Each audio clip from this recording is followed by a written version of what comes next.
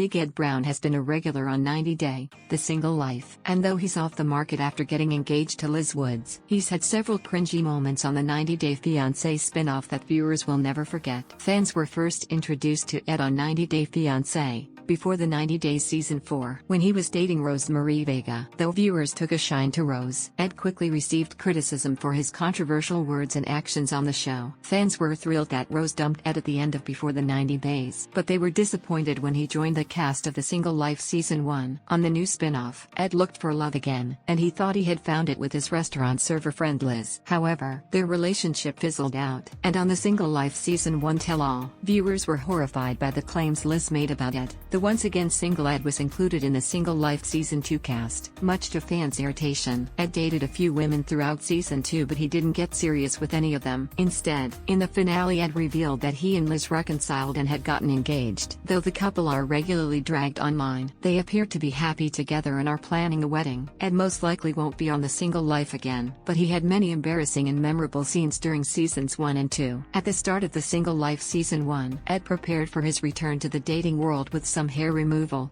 specifically back hair. Viewers were disgusted as they watched the 90 Day Fiancé franchise star's mother apply an air to her son's back and later scrape it off. It was surprising that Ed would agree to film something that fans would find so gross. But then again, this is the man who introduced the franchise to hair mayo. When Ed and Liz started dating, it seemed like Ed was far more attracted to Liz than she was to him. At the end of one of their dates, Ed went in for a first kiss, and it didn't go well. The awkwardness was palpable as Liz quickly turned her head to deflect Ed's advances. Though many viewers reveled in seeing Ed get rejected like that, a lot of fans were certain that Ed and Liz's budding relationship wouldn't survive such an embarrassing moment so early on. After an emotional breakup with Liz following The Single Life Season 1, Ed decided to get right back on the horse in Season 2. He got a snazzy new haircut and a wardrobe refresh and went out on his first date with a woman since the breakup. Unfortunately for Ed and his date, it was probably too soon for Ed to be pursuing a romantic relationship, and he ended up crying in front of his thoroughly embarrassed date. Related, 90 Day Fiancé.